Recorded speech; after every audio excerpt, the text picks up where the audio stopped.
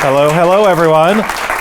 So I'm Michael Schneider. I'm the executive editor of IndieWire, also editor-at-large of Variety and contributor to KCRW. Thank you so much for joining us on a Sunday. But it's a no-brainer to come out on a Sunday to talk to this gentleman here. I mean, this is a treat. I think we've all heard it, and the rumors are true. One of the nicest, most genuine men in all of Hollywood. And yeah, it's good to hear, right? It's good to know when someone actually lives up to the hype, and Henry Winkler is that man. So without further ado, let me introduce him right now. Mr. Emmy winner, let's add that, Emmy winner, Henry Winkler.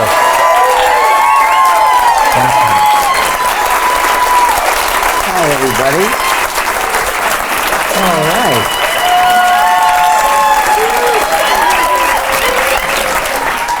I'm very happy to be here.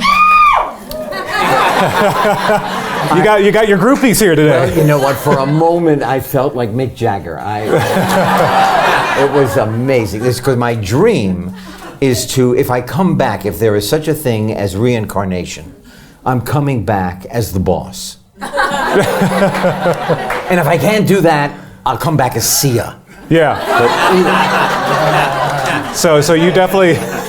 You definitely want to still come back as a performer. I would like to come back first of all, and then I'd like to come back as a singer. Yeah. Because, no, really, I'm having such an incredibly good time this time around that I'm thinking I'd like to do it again. Yeah.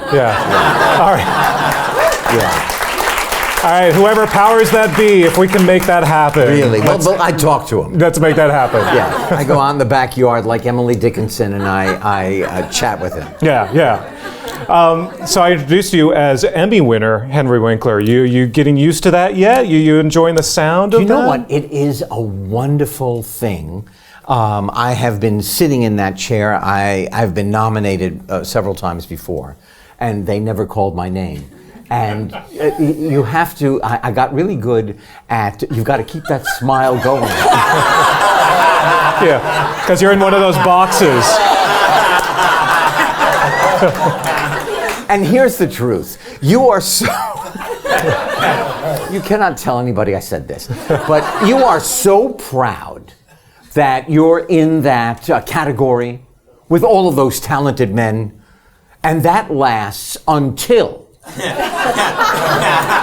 your tush hits the seat. At which time, all you want to do is win, and you have no idea who you're in with, and I have no idea who those other people are.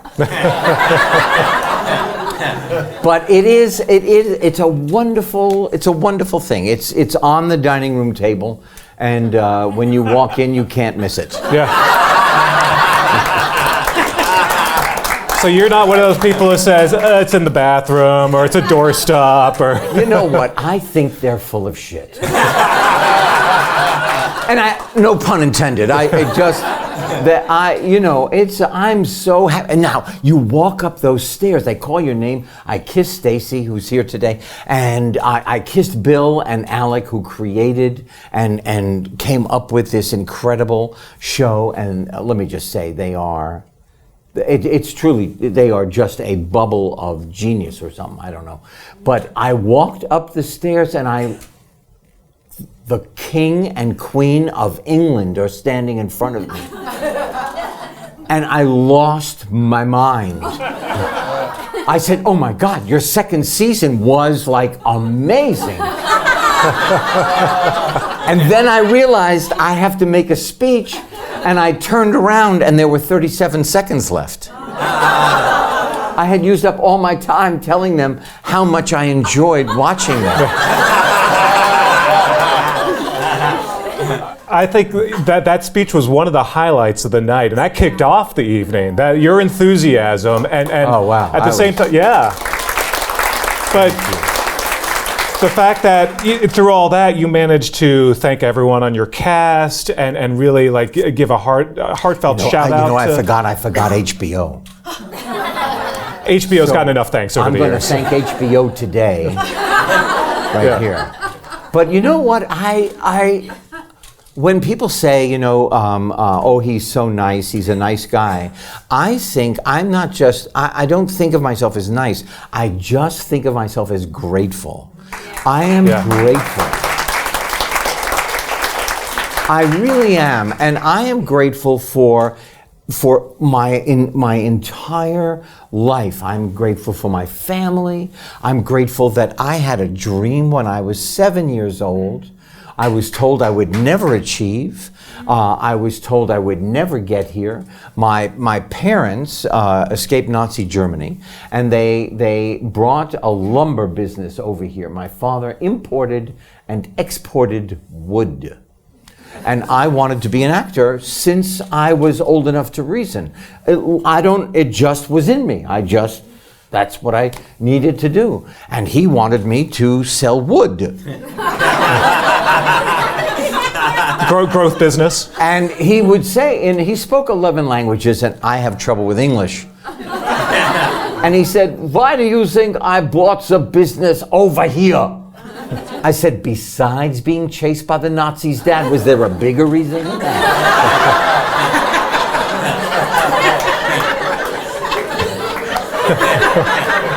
It's a big reason. Huh? But let's talk about your parents and your childhood. I think Yes. especially right now, the story of your My parents. parents were about this tall. So Very short German Jews. but their story, I think, is very important, especially in light of everything going on right now. Well, outside of our kitchen door is a spider plant, a gigantic spider plant, that the origins of which came out of Germany at Tante Anna's feet. She was smuggled out of Germany in a coffin, and at her feet was a spider plant. And I grew up with cuttings from that spider plant up and down our windowsills. And when I got the call and I came out here and I knew I was going to stay for a while, I took a cutting and I then brought it out here, and now it is just flourishing. So it is literally reminds me of the journey. yeah. My father took his mother's jewelry, and he bought a box of chocolate, melted down the chocolate, the cherry filling and all, and poured it over the pieces. They hardened. He put them back in the box, put it under his arm, and when the Nazis, he got a 6-week visa to come to New York to do business in 1939. And when the Nazis said, "Do you have anything? Are you taking anything of value?" He said, "No, open my bags, everything." And he had it all under his arm in this box of chocolate, which he then sold to a pawn shop, which allowed him to stay. He kept extending his stay. He would write the government, say, "I need a few more months." And I have the notes saying, "Yes, okay, you can stay a little longer." And he eventually bought back the jewelry, and my oldest son came as a gift with the marriage, Jed, and on his bar mitzvah, I gave him his great-grandfather's pocket watch that came out of Germany in chocolate. Wow.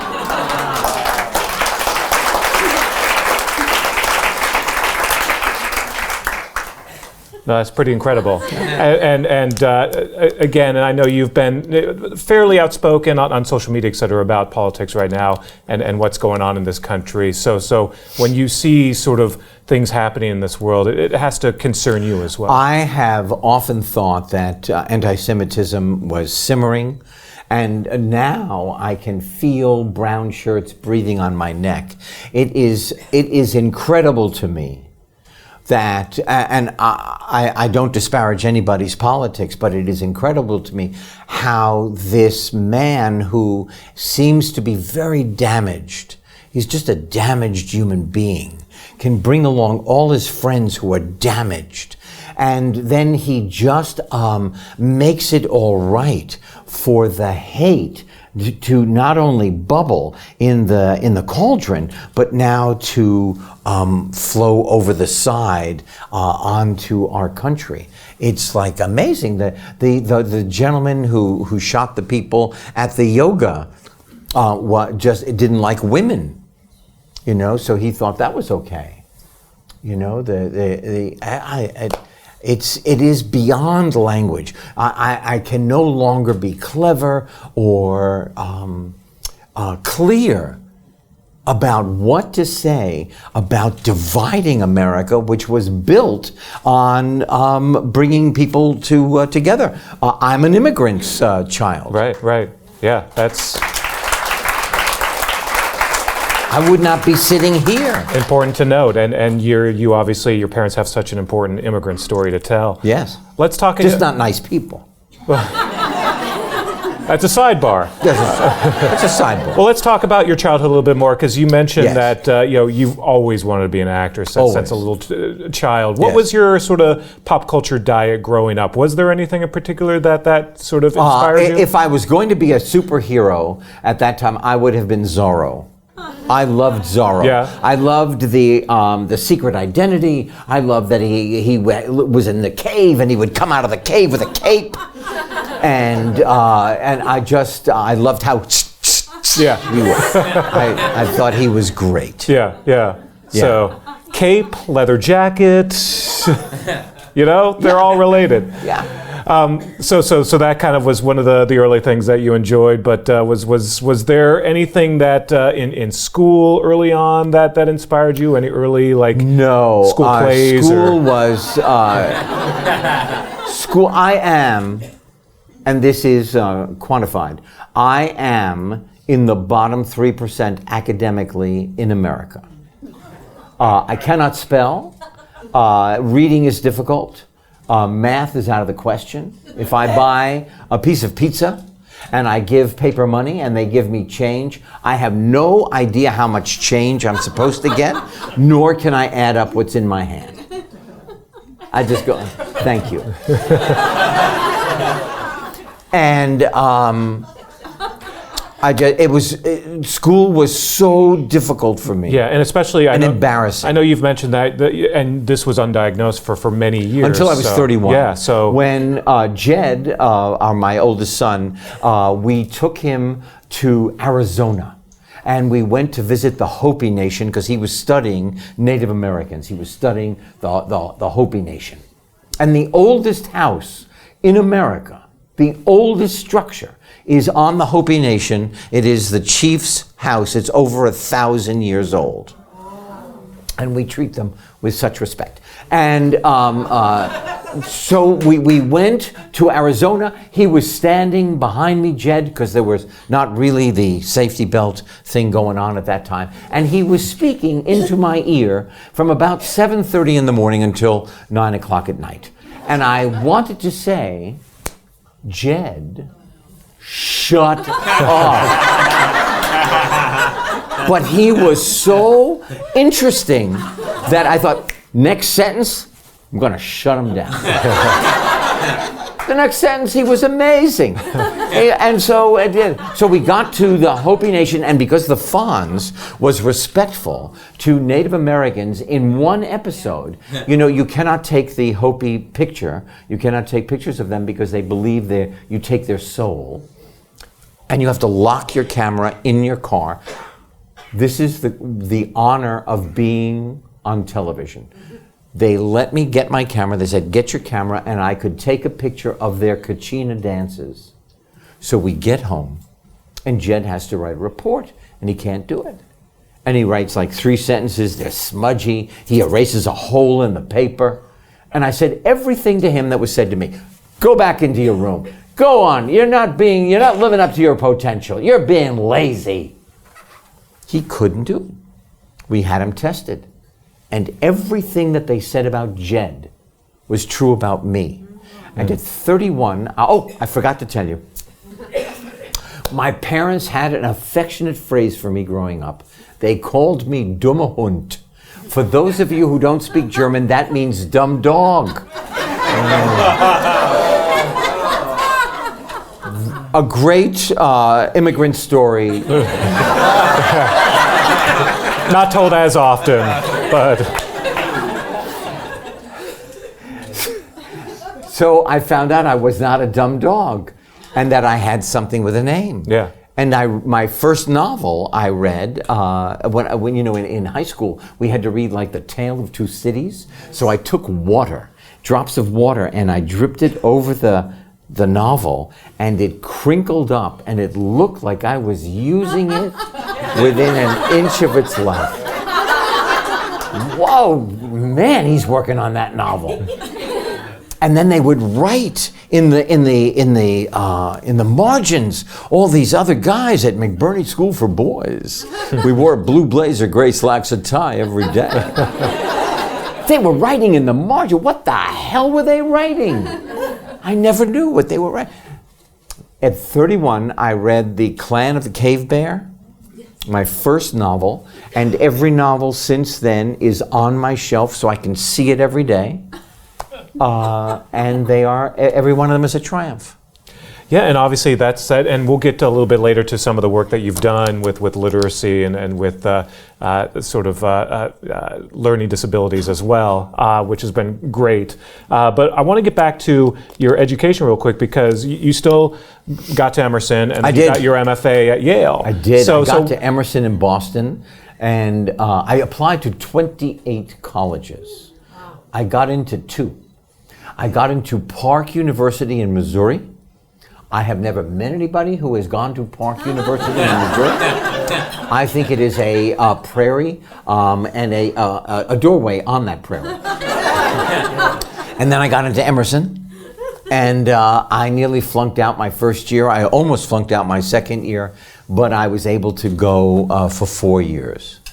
And Boston is just a great town, great city. It is... except in baseball.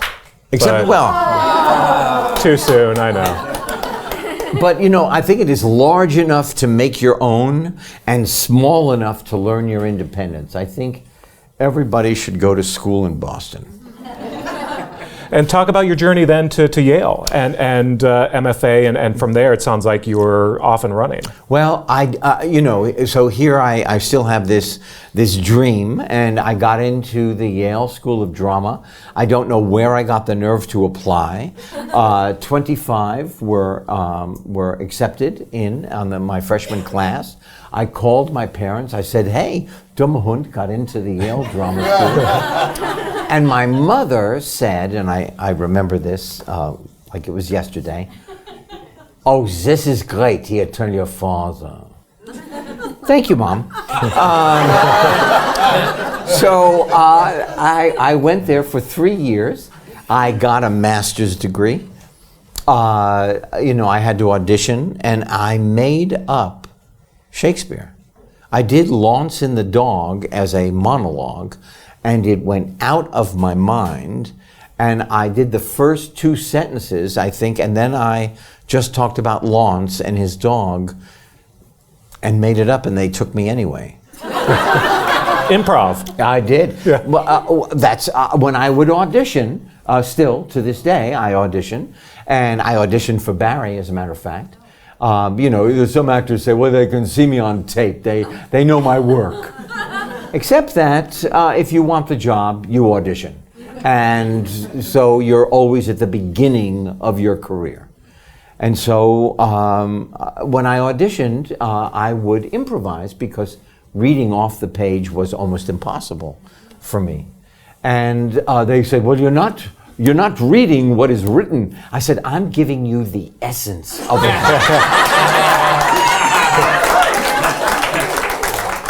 When I get it, I will do it verbatim. Because here it is. If you are actors, and we're all actors together, they do not hire us to fill time and space. They hire us to fill the time and space with our imagination. And the fact of the matter is, you cannot be right, you cannot be wrong, because they don't know what they want. They don't know those people sitting there in that room. So the fact is, you go for gold. You jump off the precipice, and you do what you think is right in your mind. They will say, you know what, try it this way. Or they'll say thank you. Or they'll say thank you and they'll call you. But the fact of the matter is that being right, being wrong, you get yourself into a pretzel, and then, at least you have flown. And it works more than it doesn't. It does. They want to see that. I cannot tell you how many times I went for a job that was supposed to be a tall, big person, and an Italian, and a short German Jew played the Fonz.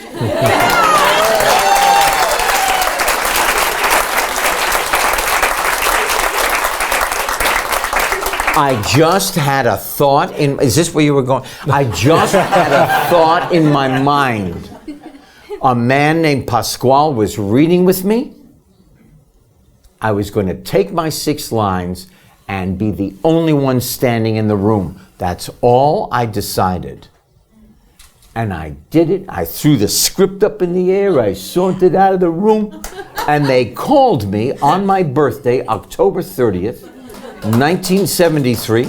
They said, would you like to play this character?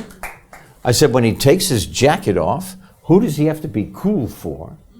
You let me show the emotional side to this guy, it will be my pleasure. Where I got the nerve to say that.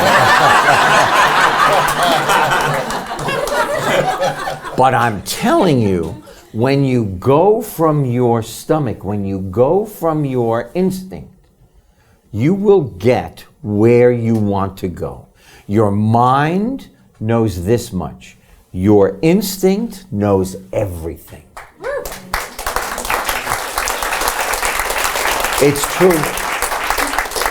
So when you were sort of first starting out, what was the ideal? What was the goal? Was it stage? Was it film? Or no, I did not have that kind of goal. My goal was to get the job.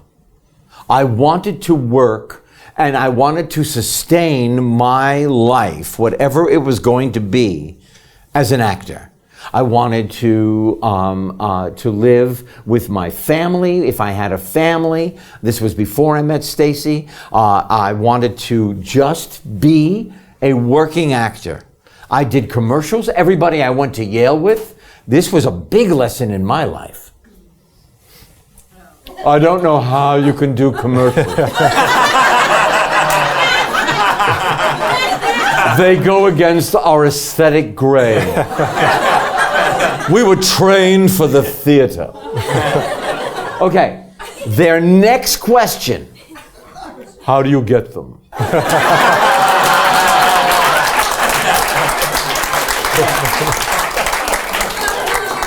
And I'm telling you, I carried the guilt around of, oh my God, maybe I shouldn't do commercials. Oh my God, maybe I shouldn't go to California. I shouldn't do a series. It was amazing how many people graduating before me and in my class showed up from Yale on stage 19 when I was doing Happy Days. So what was the moment when you got your SAG card? What was the big... moment I got my SAG card was a commercial. I think I got it for doing a commercial. And I got really good at doing commercials, and I made enough money where I did not have to do a second job in the night. I could do plays for free at a theater. I could just keep my motor working. I was working in front of a camera. I was doing like little scenes. You know, I'm not a spokesperson really. So I was doing like little vignettes and seemed right to me. And then the guest star spots started happening. This is when you moved to California. When I came here, my first, maybe I got my SAG card, or I don't remember. I did I should know this. That is such a good question. I now am so pissed at myself that I don't know when, but I did an under 5 on As the World Turns. I was a messenger for Western Union. Was AFTRA, not SAG. So Oh, that was AFTRA. yeah. That was AFTRA. Yeah. Thank you. So No, I feel worse. she's just keeping you honest. She's Yeah. just keeping you honest. No, What made you decide to move to California? What was Okay, so I had a girlfriend who was a dancer at when I was at Yale Drama School, Margie Castleman from Louisville, Kentucky. And she introduced me to Joan Scott in New York City, who had an agency. And Joan took me on. I had nothing. And then I got a commercial agent, and I did pretty well. And then John Kimball, who then eventually came out here and was with William Morris, but John Kimball in New York City said, hey, listen, I would go to New York. I would go to California. Because if you want to be known to New York, stay here. If you want to be known to the world or the country, go to California. I was so nervous. But on September 18th, 1973, at 10 o'clock, I got on an American Airlines flight, and with Perry King, who I was in The Lords of Flatbush with Perry King. And we played kind of gang members, with Sly. Sly Stallone was in it, who would stand on the street corner. There were no trailers. We made $2,000 for a year's work. I was so excited, I didn't know what to do. And Sly would look at everybody watching us and go, hey, what are you looking at? I'm gonna eat you for breakfast.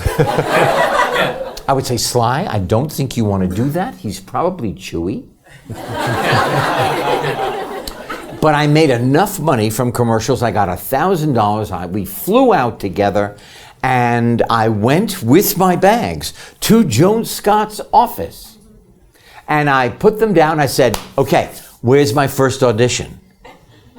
She said, don't you want to get a place to stay? I said, that was not on my mind. And then she said to me, another great lesson. She said, it's going to be very hard to sell you, I think. And I thought, this is a $1,000, 3,000-mile mistake I have made. And I went out, and the first week, I got the Mary Tyler Moore Show. I got 4 lines. All right, so here's a perfect example. The producer was sitting behind his desk. He said, I don't have the script yet. I just know you're sitting at a table by yourself and you say, please pass the salt. So we're talking, and I'm talking about what I've been doing in New York, and I took a glass of pencils on his desk, and I poured them over. I picked up one of the pencils. I clanged the glass. I said, excuse me, do not bother yourself. When you get a minute, could you pass the salt?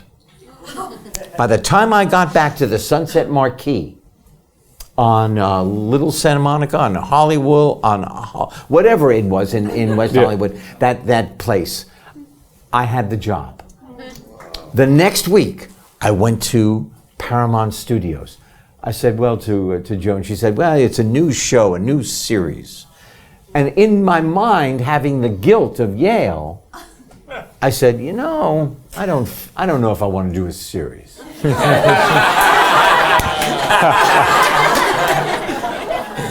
Just shut the fuck up.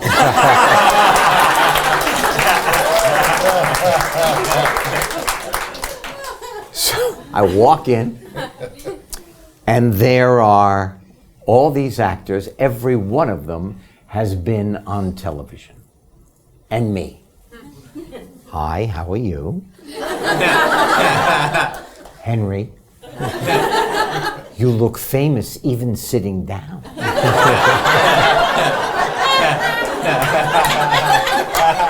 And I walked in, I had hair down to my shoulders, and I had a gigantic sweat stain under my arm. It looked like the Hudson River was just flowing under my arm. And I thought, honesty, best policy.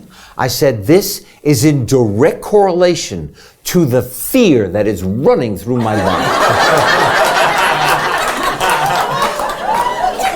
And that's when I made the decision that I would be the only one standing in the room.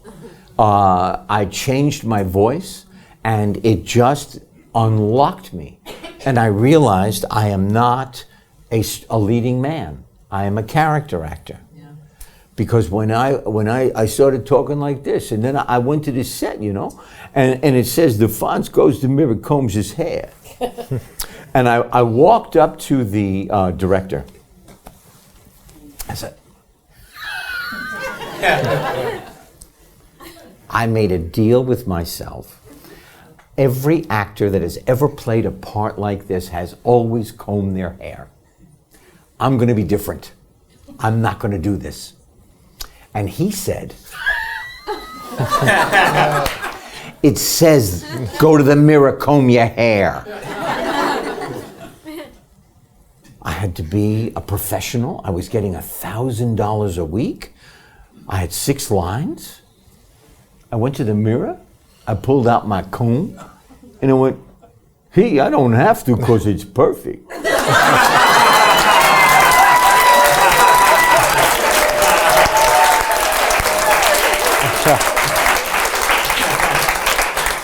I do not know, honest to God, I didn't know what I was going to do. I don't know where that came to me, but I went with my imagination, and it defined my character for the next 10 years. Yeah.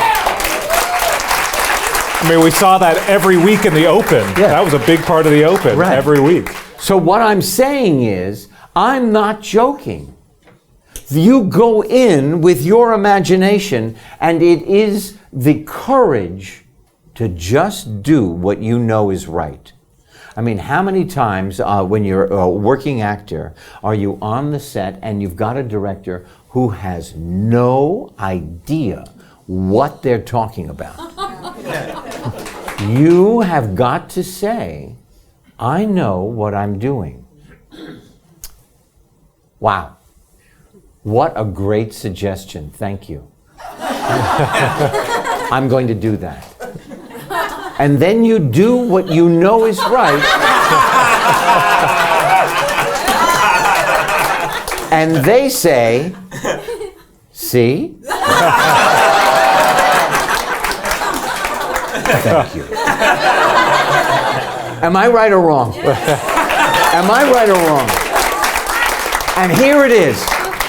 So I know that what I'm saying, look, what I've learned is I got the Fonz when I was 27 in California. I was just October 30th, I was 73. Okay? So I've learned this over this time. So here is the kernel of what I now know. You've got to take the courage. You've got to take the leap. The leap is the difference between you getting it or having the best shot at getting it or not. If you are just, then you are just, and you are just non-memorable. If you go with your instinct, if you take your courage with you into the room and you just do it, there is no right, there is no wrong. There is you. There is you and your imagination. If I can pass on anything in my life, that's what I need you to know as actors, from actor to actor.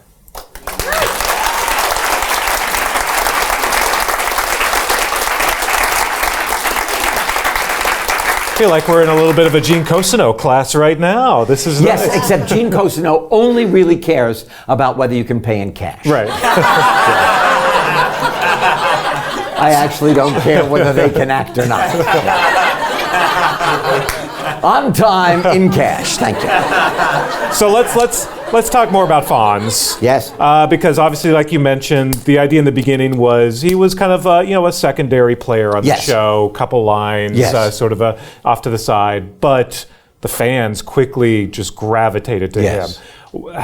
Walk me through what happened. Like, when did he start to get more lines, and what was that like? I believe it was the 12th episode of the first year was the one about Christmas, and all of a sudden it was about the Fonz having no place to go for Christmas.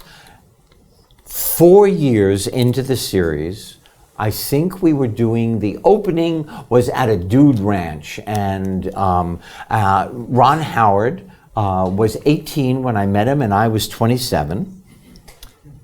He was an extraordinary acting partner. We could take a 3-page scene, we could rehearse it, improvise it, memorize it, and shoot it 3 times in 20 minutes. There was an unspoken thread between us. I'm not kidding. I never even questioned it. It was amazing. So he's driving me home from the location, maybe the Warner Ranch. I don't remember that either. And in his VW Bug, and I said to him, okay, so level with me. How has what's happened affected you? You are the star of the show, and the Fonz has taken off. He said, look, I was signed on as the star. You did nothing except be as good as you could be. It's good for the show. We're friends. And we never spoke about it again.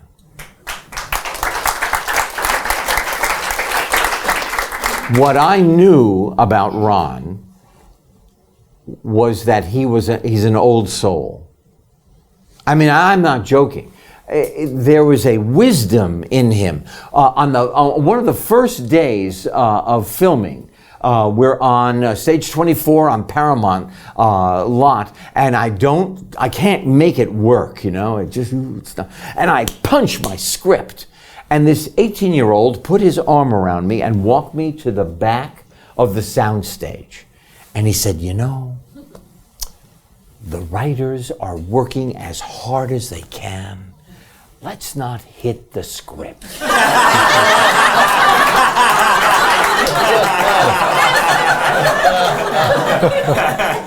I said, Ron, I will never hit the script again as long as I live.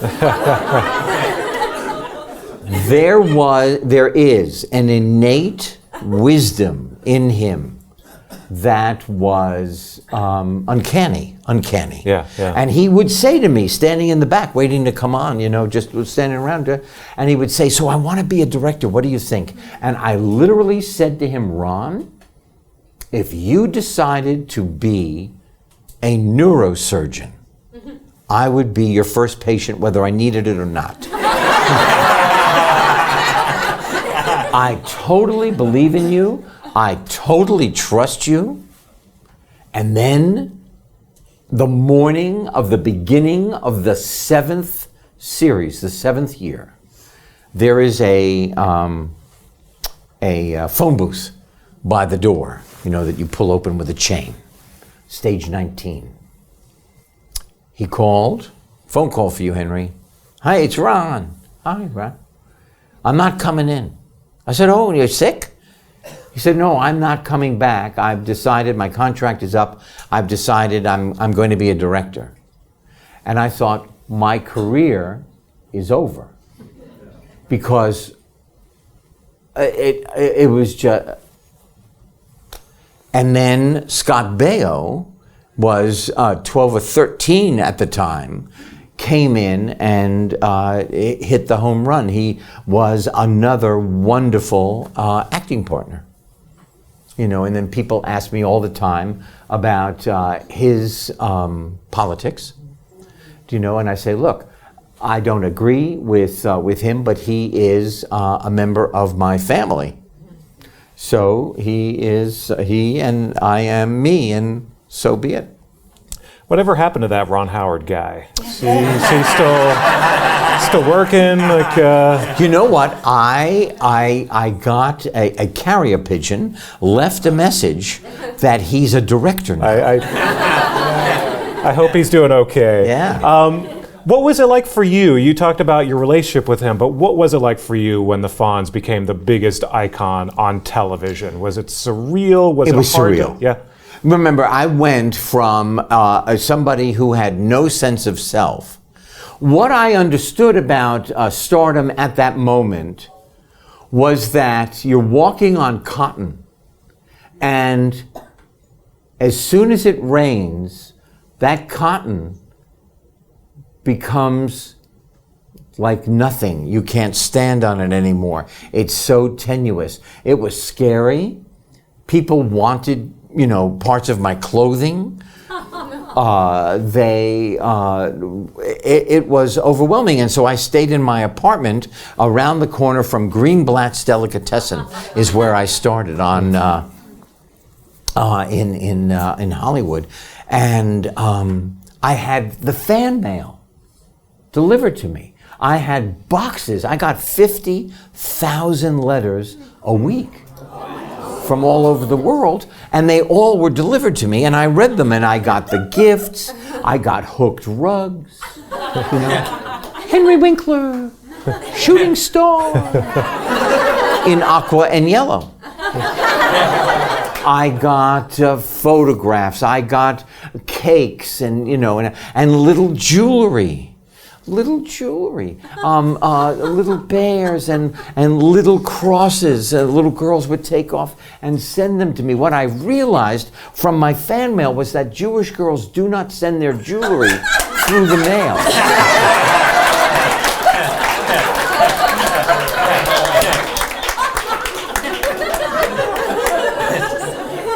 But I will tell you that one of the gifts I got was a medal cutting.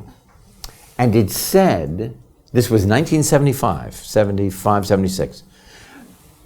I was still in the apartment, and it said, "If you will it, it is not a dream." And I had no idea how important that was going to become to me. It became my mantra.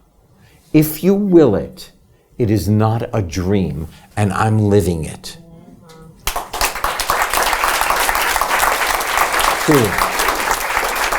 Well, as Happy Days came to an end, you did continue to act. Of course, you were actually a night shift for Ron, but a night shift I did while I was doing while you're still Happy Days, and I would forget. He said, "Hey, you can play either part," and so I decided to play Richie because I had played the Fonz now for 10 years. So I played Chuck, who in my mind was Richie. And I was doing it at the same time I was doing Happy Days. Sometimes I forgot who I was on either set, Yeah. And Ron is exactly who he is. I took home movies of everything. And I took home movies of the making of Night Shift. And I have him directing me on home movies. And I said, "Hey, can I do this?" And he said, if you did it this way, I'd print it.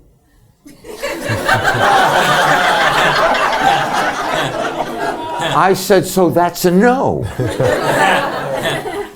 And I love that movie. I love that movie. It holds up even today. It's a funny movie. It's called Night Shift, and it was not a hit. They made the poster into a cartoon because they thought it was for a kids movie, and it really it was 18 to 39. Yeah.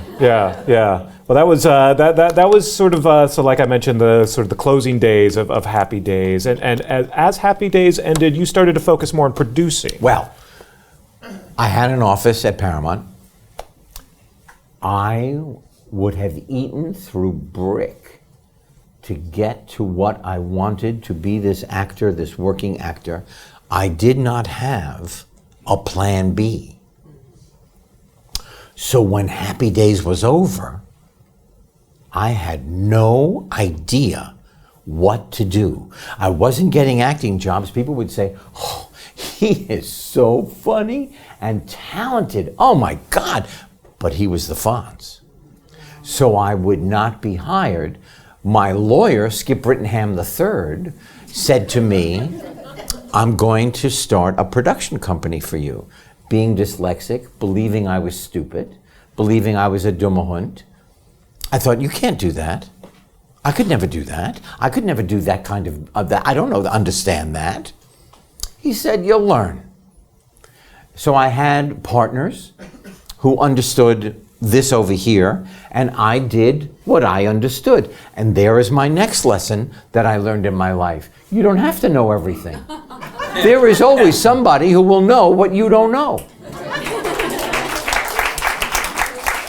I could slowly read the script, but I could understand if there was like, if the character wasn't going in the right direction, or I understood jokes, or I understood editing. I was pretty good at editing. And so I did, and I was really good with the crew because I had a partner who was a wonderful director, but really mean. So he would put everybody down, and then they would turn to me, and I would go, he didn't say you were an asshole. He said you were an empty vessel.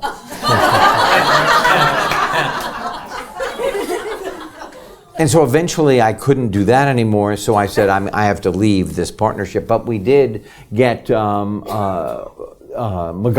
on the air, and Jeff Tambor played a blind English professor for 13 episodes called Mr. Sunshine. Yeah. That was great. Remember that? Yeah. And then all of a sudden, 2 years ago, we got MacGyver back on the air, and I go over and I sit and edit the show with them when I'm not shooting, and I love it. Yeah. No, it's wonderful. And a couple others, you did Sightings, I remember. Sightings, because I really, I don't know why, have often thought an alien will land in my vicinity. If they're going to land on the earth, they're going to land near me. And they're going to be friendly. And I've loved it. So we made up with Ann Daniel, was my partner at that time. She was now this is another thing that's amazing. She was the vice president of ABC. She could say yes in the room. She became the president of my company. When you become the seller and not the buyer, it's like you have never been in the business before. All of these people that she had worked with, were friends with, they went, yeah, so. And then we just banged it out, and it was an amazing thing, but I don't know where I was going with that story. Well, I've lost my place. This was a really interesting period of time for you as you were sort of trying to move on from Fonz. Not knowing what you want to do is painful. When you don't know what it is you want, I found it to be psychically painful. I was rudderless, and I was smart enough to sit at my desk in my office at Paramount and not do anything, not try to force the issue. But I literally was in writhing pain in my head. Well, another thing, and you and I did a podcast a couple months ago. Yes, we talked about a good one. Well, thank you. The big another learning lesson that you had was on the TV show Monty on Fox. Yes. And that's almost that seemed to be a turning point as well for what you knew, what you learned in dealing with network politics. And so one of the writers of Family Ties, Mark Lawrence, really funny, clever young writer, wrote a pilot, and it was about Rush Limbaugh having a gay daughter. And it was funny, and I thought, this is 1986 maybe? And 1990, 86. Kind of like 86. 1990. 1990. Yeah, 1991. It was 1990. Yeah. And I thought, this is too controversial. And I put it aside, and then he said, no, read it again. So I read it again. It was hysterical. I said, this is too controversial. And then I read it a third time, and I said, you know what? It's just, you can't say no. It's too funny. You got to do this. NBC said, okay. So we made a pilot. Cynthia Nixon was in it. And Kate Burton was in it. And I played Rush Limbaugh. And I was on my way to the upfronts, to that place in New York where they sell all their new shows. Every network sells their new shows in the spring, you know, to the advertisers. And then somebody must have seen it and said, wait a minute, not on our network, a gay daughter? And they took the ticket out of my hand, and then we're on the hunt. Jeff Katzenberg now has moved from Paramount over to Disney. He's now going to sell this pilot. We sell it to Fox. All of a sudden, it's not a gay daughter. It's a son who's gone to college for law. And now he wants to be a chef. I'm excited. We're going to Fox. It's David Schwimmer. He is, I had the really good zekel, the good sense to tell him not to whine so much.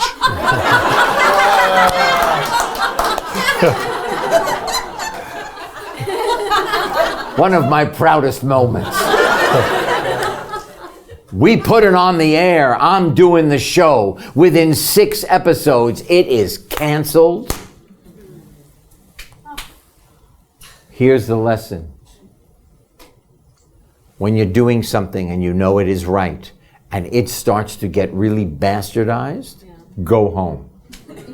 Go home. There is no way that you're going to make it anything close to what originally excited you. You can change it. It's happened more than once, but this was the one that I learned that lesson. I was doing another pilot over at Sony, and the original writer was fired, and the Rossi brothers were hired, and they came in, and then it was like rewritten, and it was, and it went nowhere. If it gets bastardized as much as you want it, as much as you want to do it, as much as you might need it, walk away, because it will never be what it's supposed to be. It will tank. Honest to God. Yeah. Honest to God. That is another lesson that I have learned. So, all right. So let's jump ahead to the Henry Winkler Renaissance. Wow. So there was a moment, so you did a cameo in Scream. Yes. And then you started... here's another thing, okay? Here's another lesson. Here we go. When you're doing something, now I was friends with Wes Craven. We had sushi on Ventura Boulevard, like every 4 weeks. We would have sushi at Roja, I think it was called Roja. And he asked me to be in the movie, so I played the principal, and I was having a great time, and up in Santa Rosa playing the principal. And then the movie comes out, and the production company says, "We're not going to put your name on the film or on the one sheet because you're the Fonz, and you're going to knock the balance off." Now they screen the movie, and my character comes on the screen, and I get applause. Yeah. Now they come and they say, "Would you do press?"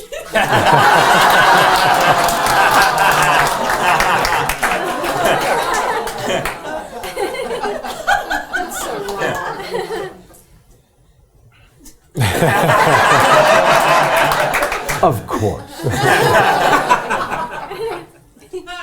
There are situations that might hurt your feelings, but to me, the work was more important, and so be it. And unbeknownst to me, I'm just living my life, and I get the call, and it turned around, and now people remember I was in Scream, and they enjoyed the original. I had that wonderful experience, whether my name is on the movie or not. What I did with Wes was more important. Yeah, and in some ways, it's sort of like it introduced you to a new audience. It Yes. gave you a little bit of edge, and then Yes. you immediately went on to work with Adam Sandler on a bunch of projects. And Adam called me. I called Adam to thank him for putting me in the Hanukah Song. I thought, I don't know this guy, but this is great. I'm in the song. And then he called me to be the coach. Then I went on to do like 4 or 5 other movies with him. He's adorable. The worst dresser. Spent enough money to buy an outfit. But an adorable human being who might seem goofy, except he's in charge of every detail. He didn't like, I believe this is right, I don't think it's a wives' tale. He didn't like the way that the commercials were being cut for his movies. He bought the company. He bought the trailer company and cut them the way he wanted them. And went on to, he's an amazing guy. I worked with Garry Marshall, with Adam Sandler, with Mitch Hurwitz on Arrested Development. Now, okay? I went for 1 episode, and I stayed for 5 years. Now, I say that because I'm sitting there being and all the stars are there. I'm just the family lawyer, but I see a Danish, and I think, oh my God, I don't have that many clients, and I in the scene took the Danish and put it in my briefcase.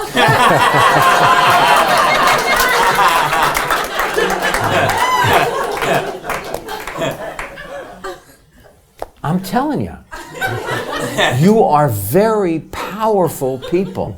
You have great power in you. It is getting in touch with it, not second guessing yourself, and allowing that power to just come out. You just do what you know is right. Let somebody else tell you it's not right. And if they say, no, don't do that, you go, okay, all right, I just tried it. Or they say, hey, you know that thing you did? Can you do that again? Mm-hmm. Yeah, I can do that again. Well, these string of... I was just looking at the Danish thinking... Do it. The string of shows that you've done in recent years, you mentioned Arrested, Children's Hospital, which is the most unconventional sitcom in the world. Okay, so this is really between us. Children's Hospital. I think that it's coming back in another form. I don't know when, but I think it is. But I did it it was on for 8 years, and I did it for 7, or it was on for 7 years, and I did it for 6. I never knew one joke. I didn't understand what the hell was going on. There was no plot. I would say things and I'd think, this is the craziest thing. I just showed up. I had the most wonderful time. My character ran the hospital. I had a butterfly collection. And when my butterflies got excited and ejaculated, they used that goop to cure cancer.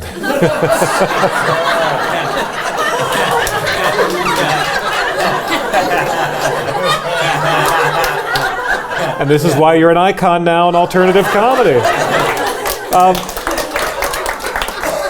Parks and Rec. Parks and Rec, I only went for 1 episode, and I stayed for 3 years. Yeah. I came back as the doctor. I literally delivered every star's baby on that show. And then that leads us to Barry. Yeah. And you tell a great story of how you auditioned for that, how your son Max helped you. Yes. rehearse and Yes. film your audition tape. Yes. Take us through that journey. Okay, Stacy and I are on Ventura Boulevard. We have just left our business manager's office having an estate planning meeting. I didn't understand one word that they were saying to us, but there's a good sign here. Initially, it's nice. Hello there. And then, so we're in the car. I get a call. Hey, you're on a short list. Bill Hader. Bill Hader?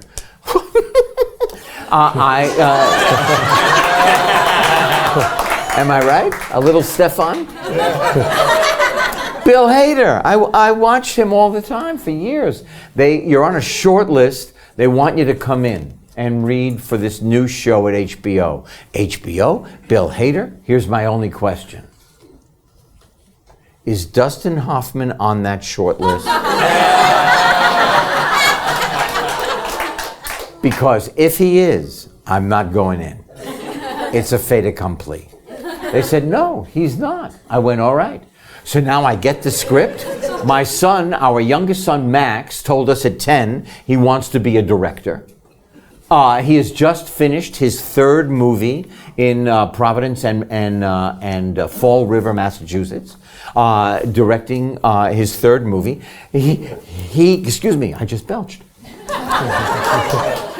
He directs me in the script. Okay, Dad, let's do it again. No, I think I got it. Dad, let's do it again. Okay, Max. All right, Dad, you want to be like respectful to the writer here? You want to just say what's written? But Max, you know, Dad.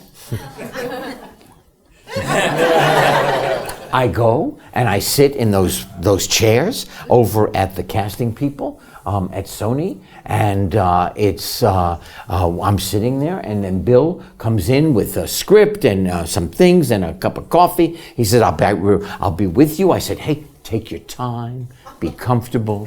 He goes in, I'm still sitting there. Other actors are saying, hey, why are you here? I said, I'm trying to get a job. You?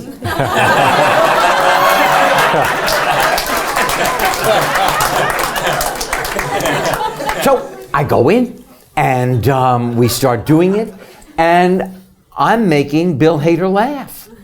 And I'm thinking, this is crazy. Concentrate. I'm making Bill Hader laugh. Oh my God. All right. And then I leave. I say thank you, and I find my car, and I go home, and you wait. And you wait. And you wait. And now you think you're falling right off the beam. Your name is sliding right into oblivion. Could you call them? Could you just ask? Could you just... Okay. All of a sudden, Bill Hader calls.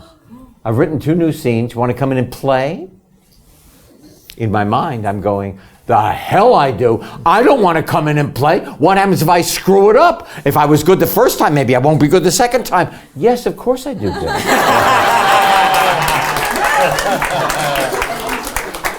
I email the scenes to Max. He now directs me on the phone. I go in.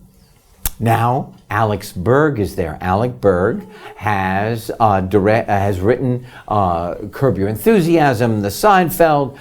He helped create Silicon Valley. And I've heard Alec doesn't give a lot away. He's Norwegian. He's sitting there. Bill is there. Bill's smiling and laughing. And I look over, and Alex is smiling. I've made Alec Berg smile. I leave. I'm walking down the stairs. There's a young actress. I said, are you going in? I had a good time. I wish you the best. Just relax. Do what you know how to do. And now she's sitting there and watching me through the front door, glass door, watching me. I've lost my car.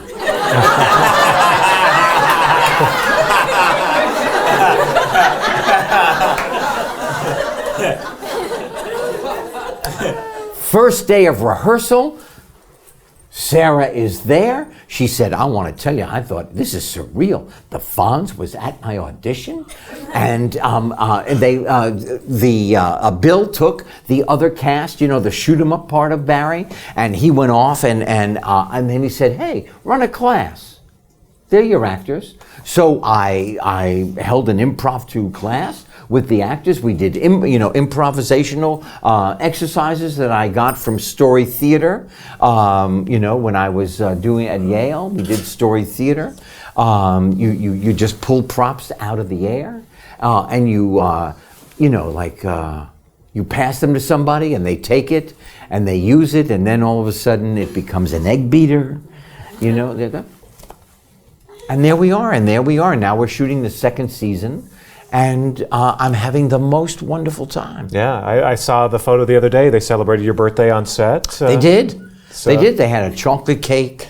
And a Bee's Bakery, which is right off Reseda Boulevard, right off of Ventura Boulevard. Bee's Bakery is, I think, one of the best bakeries in all of LA.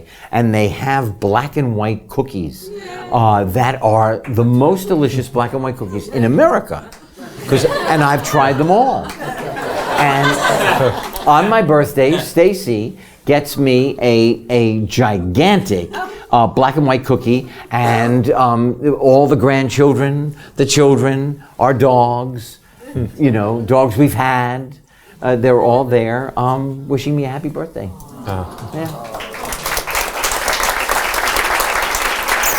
Well, as we all think about how we all just want a black and white cookie right now, I have some questions from you that you submitted, so let's get to a couple of audience questions. Okay. Because one of the things I wanted to talk to you about and ask you about, too, is your series of kids' books. And yes. Susan actually wants to know your inspiration. Okay. In 2003, Alan Berger, who is an agent at CAA, he was a manager. And he finally said, yes, he was my agent at ICM, and now he was at Mike Ovitz's company, AMG, whatever it was called, and beautiful art on the wall. And he said, yes, the other manager said, you can be a client here. And so he said, I think you should write. There was a lull in my acting career. And he said, you should write books for kids about your dyslexia. And I said, I actually believe that I am stupid. There's no way I can write a book. 90 days later, I have another meeting. They're taking the art off the wall. The company is shutting down. And the last thing Alan Berger says to me is, I'm telling you, you should write books for children about your dyslexia. I'm going to introduce you to a very good friend of mine, Lynn Oliver. She knows everything about children's literature. We met. We had lunch on Gower and Sunset. The restaurant's not there anymore, thank God, because the fish was horrible. But the meeting was great. And we hatched Hank Zipzer. And I called this high-powered agent at ICM, Esther Newberg, who said, I don't do children's books. I said, Esther, there's always a first time. Let's jump in. She sent it out to 5 places. 2 said no, 1 said maybe, and 1 said yes. And it was Penguin Putnam, and they said, we'll do a series of 4. So we wrote Hank Zipzer, the world's greatest underachiever. I walk around the office and talk. Lynn sits at the computer and types. She has an idea, she types, I wait. We argue over every word. And there was the first book. And we met with Barnes & Noble, with the sales team. And I stopped talking, looked down, there was the book with my name on it. And I picked it up, I rubbed it all over my body. I smelled it. I couldn't believe there was a book with my name on it. Lynn and I, and the last one will come out in February, the last Hank Zipzer. We have written 29 Hank Zipzers. We have written 4 Ghost Buddies. Now here's another lesson. We wanted to sell Hank Zipzer as a series. We went to every venue, every possible place you can sell it. We went back the second time. Well, you know, kids like aspirational. The kid's got a problem. You know, he's funny, but sold it to the BBC. Went on the air. We were on the air for 4 years. It's now on Universal Kids. And a few months ago, we won the International Emmy for Children's Programming.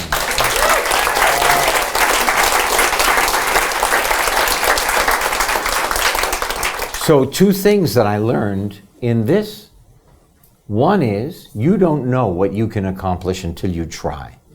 If you have something in your mind and you talk yourself out of it, stop. You don't know what can happen. If you put one foot in front of the other, all of a sudden, you've got multiple novels sitting on, now they're in 9 languages. That's number 1. So, I will try. You gotta just try. Swear to God, I'm not like making this up. I've lived it, and I know it works. It works. Tenacity. I live by 2 words, tenacity and gratitude. Tenacity gets me where I want to go. Gratitude doesn't let me be angry along the way. And here's my suggestion to you. When you're on the set, if you're going to direct, if you do direct, comfortable shoes.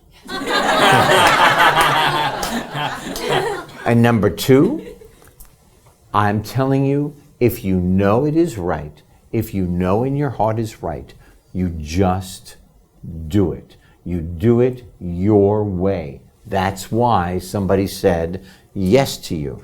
And in the room, when you're trying to get that yes, if you just be your best, most authentic self, you will move like a rocket. You will move like a rocket. You are very powerful. Do not get in your own way the way I did for a lot of my life. Oh, I'm having a really great time now at 73. You don't have to wait this long. By the way, is there, is there any security footage of you rubbing books all over your body at Barnes & Noble? Because I would love to see that. I don't know. But I'm telling you, as I live and breathe, I just couldn't. I rubbed it on my hair. Sort of related to that a little bit, another question from the audience. Someone writes, I'm dyslexic and I'm afraid it holds me back sometimes from pursuing my dream as an actor. How do you handle your dyslexia when it comes to acting? Okay, so where there's a will, there is a way, right? I can't read very well. So I work a little harder. I read it very slowly. 1 word at a time. And then I read it over and over again. And also, you know, my muscle, I've been blessed. I can memorize pretty well. I memorize pretty quickly.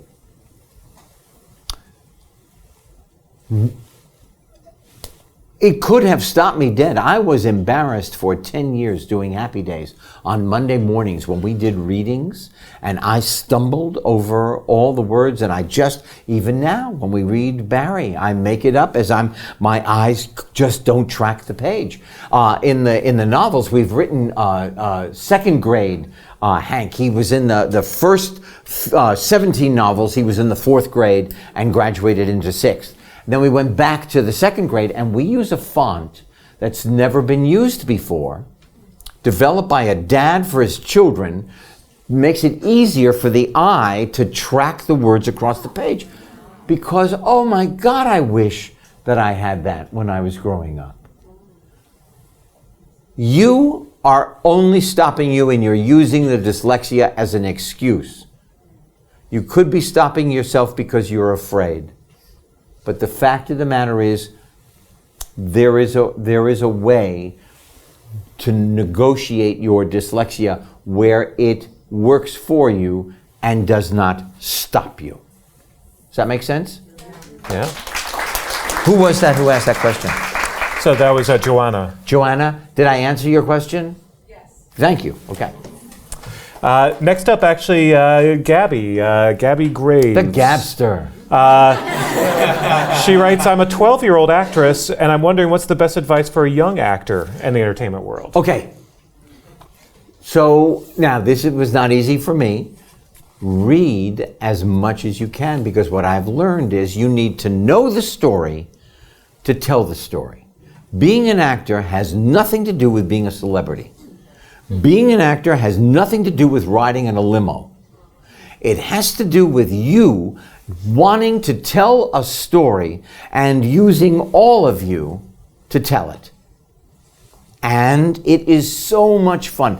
I see creating a character like a jigsaw puzzle that's all blue, shades of blue. And now I've got to fit it together so that it makes a complete human being.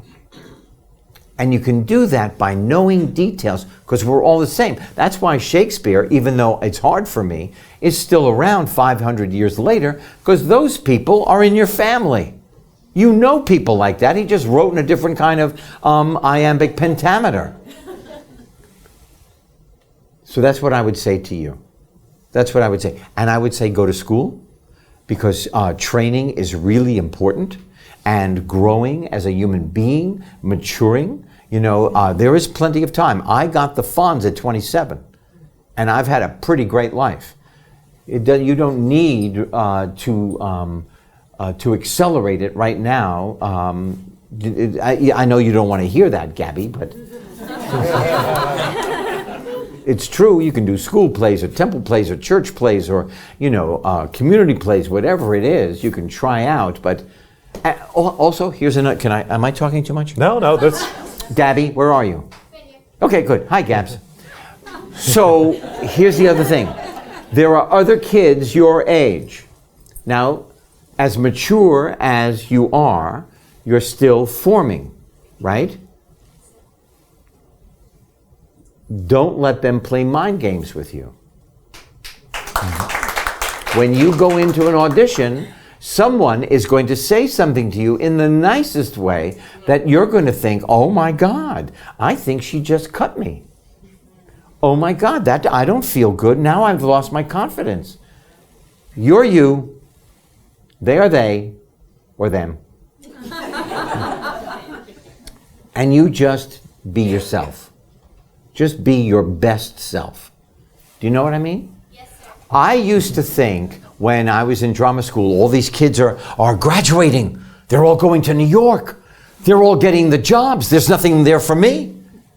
There is room if you prepare yourself, if you're truthful about your own particular talent, and if you just work on your own tenacity and strength. There is room at the table for you, I think. And Gabby, you're going to love Barry in 6 years when you're old enough to actually watch you shouldn't watch it You're now. not allowed to watch it right now. Happy Days repeats, perfect. My jaw, in the 6th episode last year, my jaw, because I don't know what's happening on the other side. He did something, Bill Hader did something, my jaw dropped to the floor. Yeah. I went. That is some scary shit. Gabby, I'm so sorry. So we got a question from Vicky. So you straddle drama and comedy so deftly. Vicky, hello. You straddle drama and comedy so deftly. As a classically trained actor, is one easier or more difficult? Comedy is harder, and comedy is less respected. I don't know why, but that is true. Comedy is you either have that timing, that just needs to jump out of you at the time, and you let it go. And there are times when I think I'm being funny and I'm not. I'm being funny at the wrong time, but so that's the way it goes. And because there are other times when I'm funny and a lot of people think I am, and then I get to send my children to school. Drama is comedy just bent to the left. You must always do comedy as if it is a drama. You must think of it as a drama first, and then you add the comedy. You must know the real in order to make it funny. That's what I think. All right. Another question from Satara. I hope I'm pronouncing that correctly. Satara? What do you know about Hi. back there? What do you know about acting now that you wish you knew when you first started? Oh my So like the God. classic, what would you tell your earlier self? When I was beginning, I sweat. And I would have to have 2 costumes sometimes if I did a play, because I would sweat right through my costume, and I would have to have change into another one. Relaxation and concentration. Listening. And you put those 3 together, along with your training, and I only have 1 costume now.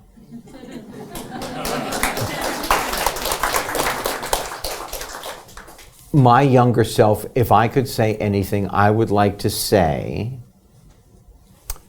it will be okay.